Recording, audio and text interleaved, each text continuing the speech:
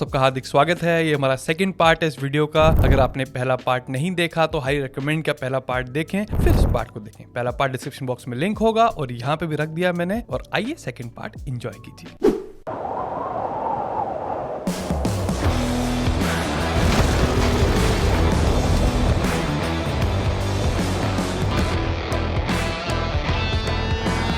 दूसरा लाइकोपीन है। Lycopene again एक एंटीऑक्सीडेंट है और जो लाइकोपीन है ये नेचुरली आपके टमाटरों में मिलता है। ये आंखों के लिए अच्छा रहता है, स्किन के लिए अच्छा रहता है। उसका रिस्क क्या रहता है? अगेन एंटीऑक्सीडेंट सप्लीमेंट्स वाला ही, क्योंकि अगर बहुत ज्यादा एंटीऑक्सीडेंट सप्लीमेंट्स लोगे तो कुछ जो मैंने पहले बताया वो आपको ध्यान में रखना है, ठीक है। तो टमाटर रोज खाओ, करने की क्या जरूरत है लाइकोपीन सप्लीमेंटेशन की। अगला है लाइसिन। और लाइसिन ले रहे हैं 1 ग्राम। ये भी आपने नहीं सुना होगा लाइसिन काफी लोगों ने। तो जो लाइसिन है ये एक एसेंशियल अमीनो एसिड होता है। जिन लोगों को नहीं पता, हमारे पास कुछ 9 एसेंशियल अमीनो एसिड्स हैं जो हमें बाहर से लेने पड़ते हैं और बाकी कुछ उतने खास एसेंशियल नहीं है जो बॉडी खुद ही बना देती है। तो अब लाइसिन का फंक्शन क्या क्या होता है? लाइसिन कोलेजन फॉर्मेशन में बड़ा इंपॉर्टेंट पार्ट प्ले करता है, टिश्यू रिपेयर में, इम्यून सपोर्ट में। तो काफी सारे इसके इंपॉर्टेंट चीजें होती हैं। लेकिन पता है एक जो लाइसिन सप्लीमेंट्स आए कहां से? जिन लोगों को हर्पीज होता है किसी टाइप का, मतलब भाई वो किसी को ना हो, लेकिन जिनको भी होता है तो उस कंडीशन में लाइसिन यूज किया जाता है। फिर जैसे मैंने पहले बात की कोलेजन प्रोडक्शन में, वहां पे लाइसिन एक इंपॉर्टेंट चीज है। और अगर आप वीगन हो तो शायद आपको लाइसिन सप्लीमेंटेशन करनी चाहिए, क्योंकि ब्रायन जो है वो वीगन है, इसलिए वो लाइसिन की सप्लीमेंटेशन कर रहे हैं। अगर आपके डाइट में काफी सारा एनिमल फूड है, लाइसिन आपको आराम से मिलेगा, कोई दिक्कत ही नहीं है। देखो सेफ्टी की बात करूं तो मोस्टली लोगों के लिए सेफ है, लेकिन अगर आप डोसेज ज्यादा लेते हो, लंबे टाइम तक लेते हो, ये देखो ये 2 चीजें बड़ी इंपॉर्टेंट है। क्या डोसेज है, कितने टाइम तक ले रहे हो। तो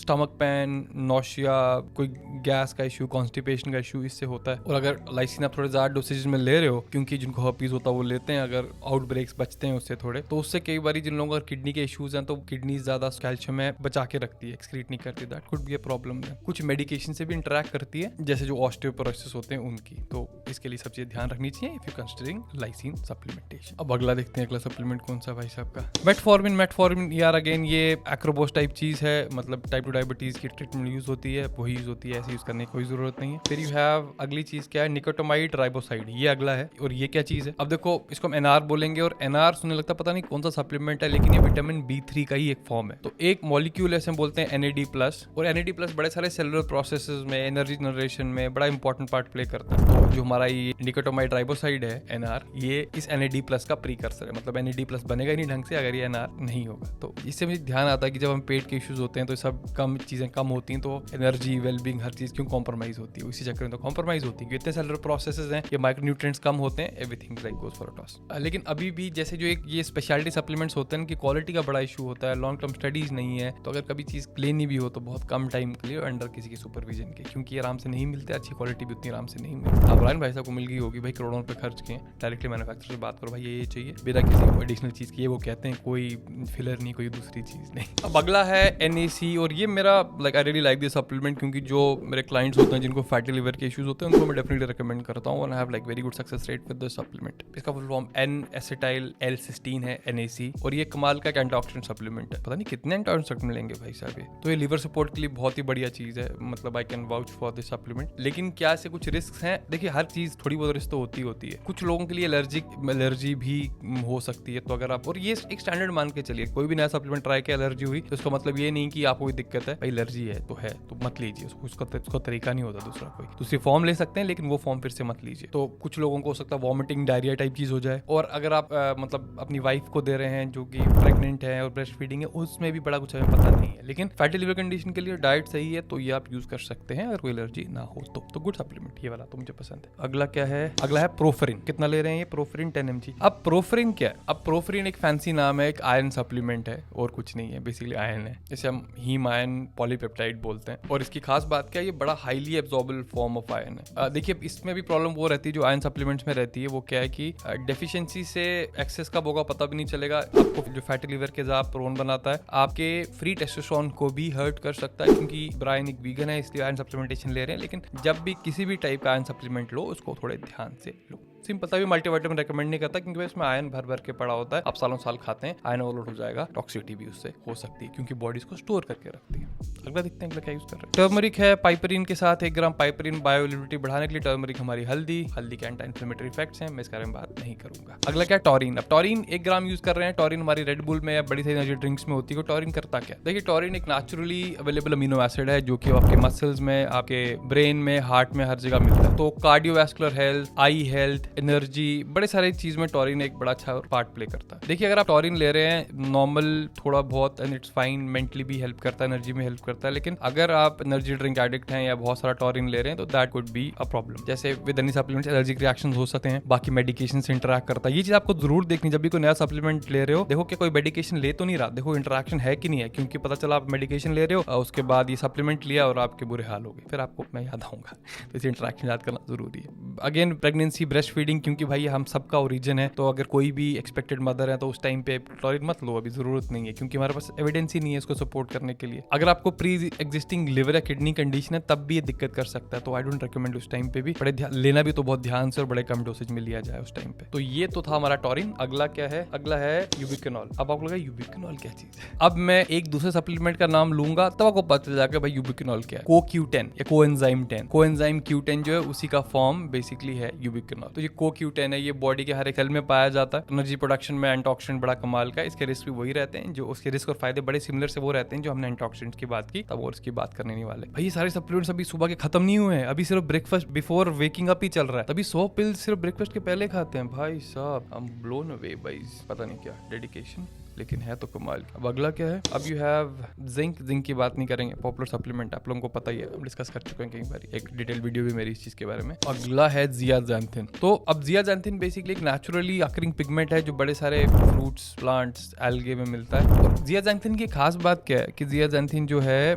ये आई हेल्थ के लिए बहुत अच्छा है। तो आई गेस ये पर्टिकुलर सप्लीमेंट है आई हेल्थ के लिए यूज कर रहे हैं। जैसे जो आपकी ब्रोकली है, ब्रोकली में आपको जियाज़ैंथिन मिलेगा। फिर जो आपका कॉर्न है जो येलो कलर है वो जियाज़ैंथिन से मिला है। जो आपके ऑरेंज बेल पेपर्स हैं उसमें जियाज़ैंथिन है। लीफी ग्रीन वेजिटेबल जैसे आपकी पालक, उसमें जियाज़ैंथिन है। बाकी साग, उसमें जियाज़ैंथिन है। एग योक्स, उसमें जियाज़ैंथिन है। तो इसके लिए सारी चीजें रेगुलरली खाएंगे तो इन सप्लीमेंट्स की होपफुली जरूरत नहीं पड़े, लेकिन कई बार क्या होता है बड़ी सारी फूड एलर्जीज होती हैं, उस केस में इन चीजों की जरूरत पड़ जाती है, लेकिन इस टाइप की चीजें रेगुलरली खाओ, आंखें सही रहेंगी। अगला सप्लीमेंट कौन सा है? ओ थैंक गॉड, ये वेकिंग अप वाली लिस्ट अब कंप्लीट हुई। अब डिनर के साथ क्या करते हैं? एक्रोबॉस हमने डिस्कस कर लिया क्या है, वो डायबिटिक मेडिकेशन है। ब्रोकोमैक्स भी डिस्कस कर लिया। विटामिन सी जरूरत नहीं है। CA की डिस्कस कर लिया। कोकोफ्लेवोनॉल्स भी डिस्कस कर लिया। EPA, garlic, ginger root, glucosamine sulphate. अब हाँ, हाइलुरोनिक एसिड है, ये हमने डिस्कस नहीं किया, इसकी बात करते हैं अभी। ये डिनर के साथ ले रहे हैं। तो जो आपका हाइलुरोनिक एसिड है इसको हम HA बोलेंगे। HA एक नेचुरली अकरिंग सब्सटेंस है हमारी बॉडी में, ऐसा नहीं कि कोई बाहर से चीज बन के आ रही है और हमारी बॉडी इसको पहचानती नहीं है। और ये कनेक्टिव टिश्यूज में से जॉइंट्स है, स्किन है, ये वहां पे पाया जाता है। इसलिए जो आप देखोगे स्किन हेल्थ वाली जो प्रोडक्ट्स होते हैं उसमें काफी में हाइलुरोनिक एसिड होता है, HA होता है। तो इस ये टाइप है, ये मतलब जो बायोलॉजिकल नाम है इसका ग्लाइकोसमिनोग्लाइकेन बोलते हैं इसको।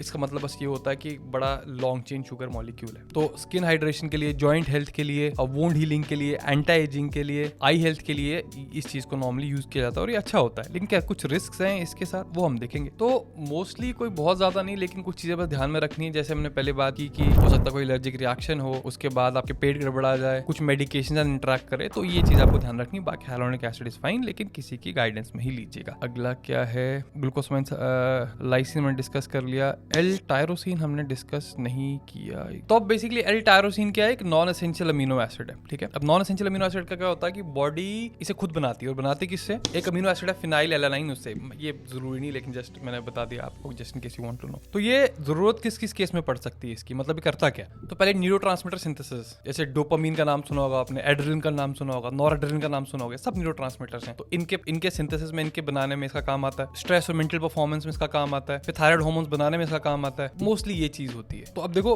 मोस्टली अगर आप लोग अच्छा खासा नॉनवेज खाते हो या कोई भी एनिमल प्रोडक्ट्स खाते हो तो आपको सप्लीमेंटेशन की जरूरत नहीं। लेकिन जो भी मेंटल सप्लीमेंट्स होते हैं उनको न्यूट्रोपिक्स बोलते हैं। तो कुछ लोगों के लिए काम करते हैं, लेकिन we don't have very solid science behind it कि आपको सप्लीमेंटेशन करनी है कि नहीं। मैं देख रहा हूँ कि ब्रायन है, इनके सप्लीमेंटेशन में बड़ी सारी चीजें ऐसी हैं, ये बस देख रहे हैं कि तो एक्सपेरिमेंट ही चला हुआ है, तो which is kind of fine.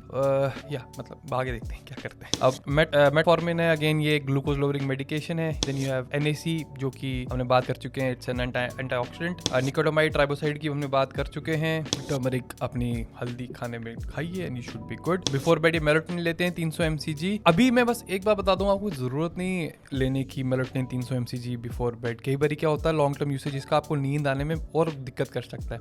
इस पे मुझे एक डिटेल वीडियो बनानी है, लेकिन ये बड़ा common supplement, people know about it. What I would suggest कि बस ऐसे ही मत लीजिएगा। मैं देख रहा हूँ इस टाइम पे बड़े सारे सप्लीमेंट्स आ रहे हैं जिसमें मेलोसिट है। मेलोसिट एक मेडिकेशन है जो आपको मेडिकल स्टोर में मिलेगी, 3 रुपए की एक पिल आती है। तो आपको ना जस्ट रैंडमली कोई भी स्लीप सप्लीमेंट ऐसा नहीं लेना। मतलब I need to make a video on this completely, मैं भी रैंडमली टच नहीं करना चाहता कुछ भी, लेकिन इनकी डिपेंडेंसी नहीं रखनी है, सिंपल सी बात जो है, ठीक है। अब बाकी चीजें क्या यूज करते हैं, ये एक बड़े high quality extra virgin olive oil use करते हैं, पी प्रोटीन आइसोलेट यूज करते हैं, डार्क चॉकलेट यूज करते हैं। और जो रैपामाइसिन है, अब देखो रैपामाइसिन एक ऐसी ड्रग है, ये खतरनाक चीज है जो कि इसको हम एमटॉर ड्रग बोलते हैं, ठीक है। मतलब ये एमटॉर जो पाथवे उसको इनहिबिट करती है। तो ये जो इसका ओरिजिनल इजाद क्यों हुआ था, ये एक इम्यूनोसप्रेसेंट थी कि जब ट्रांसप्लांट पेशेंट्स में ऑर्गन हम नया लगाते हैं तो जो आपका इम्यून सिस्टम होता है उसको रिजेक्ट करता है, तो वो चीजें ना करें। लेकिन जिसलिए ब्रायन इसको यूज कर रहे हैं अपने रैपामाइसिन को, वो क्यों है, क्योंकि एंटी एजिंग मतलब सिस्टम में भी बोली गई है। लेकिन ये बहुत ही शेकी साइंस के ऊपर है सारी की सारी चीज। अगर जो वीडियो देख रहे हो, अगर आप ब्लूप्रिंट बाय ये हमारे ब्रायन जॉनसन, इन पे ये चीज लिखी होगी, रैपामाइसिन अभी नहीं लेना, क्योंकि रिसेंटली हमारा अच्छी खासी रिसर्च आई है जो कि बोल रहे साइड इफेक्ट ज्यादा है, तो we don't need to take this drug, so don't take this. मतलब ये अगेन एक प्रॉपर एंटी एजिंग ड्रग है। Then you have 17A-E2, I guess ये ईस्ट्रोजन ले रहे हैं 4 ग्राम पर वीक ट्रांसडर्मल। हाँ, ये ईस्ट्रोजन का पैक है। टेस्टोस्टेरोन लेते हैं हर रोज, B12 methylcobalamin once a week लेते हैं। तो अगर ना मुझे इनका पूरा सप्लीमेंट जो रेजिमेन है वो ब्रेक डाउन करना हो तो पता क्या क्या, अ लॉट ऑफ एंटीऑक्सीडेंट्स जो कि हार्मफुल भी शायद हो सकते हैं, आई डोंट नो। मतलब बहुत सारे एंटीऑक्सीडेंट्स हैं, ये सबसे ज्यादा जो इनकी डाइट में एंटीऑक्सीडेंट्स हैं, एंटी एजिंग है, और ग्लूकोज लोवरिंग ड्रग्स काफी सारी हैं विद सम हार्मोन्स जो कि टेस्टोस्टेरोन ये ले रहे हैं, थोड़ा ह्यूमन ग्रोथ हार्मोन भी ले रहे हैं। तो ये सब चीजें मिक्स एंड मैच हैं। तो आई डोंट थिंक कि हमें, देखो I think we need to take supplements. I think कि जैसे एक रूट होता है ना, लोग बोलते हैं कि हमें नेचुरल जाना है। ये जो मैं कर रहा हूँ, ये कैमरा में बात कर रहा हूँ, ये लैपटॉप पूरे दिन देख रहा हूँ, ये नेचुरल कहाँ से है? This is not natural at all, right? We weren't supposed to sit on a chair all day, laptop पे काम करना है, ऐसी चीजें करना है, स्क्रीन कंज्यूम करना, दिस वाजंट नेचुरल। तो मैं ये चीज मानता हूँ कि हमारी कंडीशंस बहुत चेंज हो चुकी हैं और हमें एक ब्लेंड चाहिए, लाइक एक सप्लीमेंटेशन रिजीम का, may be some drugs also, लेकिन a lot of lifestyle based things that we need to undo a lot of damage that we doing to ourselves. तो इसके लिए I don't know whether this is the right way to go about it, लेकिन कुछ ना कुछ तो चाहिए किसी डायरेक्शन में, क्योंकि the current way that we doing, मतलब ये लोगों को देखता हूँ, बोलते हैं पूरे दिन लैपटॉप सामने बैठेंगे, सारे काम बेकार करेंगे, लेकिन बोलने को सप्लीमेंट्स लेने को बोलो, दे लाइक अरे मैं नेचुरल रहना। अरे भाई, आपकी जिंदगी नेचुरल रह ही नहीं गई है। तो देखने का तरीका यही है कि इस डैमेज को मिटिगेट कैसे किया जाए ताकि हम एक लंबी हेल्दी यूथफुल लाइफ जी सकें। तो guys, I hope this video was worth your time and you did learn something about new supplements. I'll see you next time. Till then, bye bye.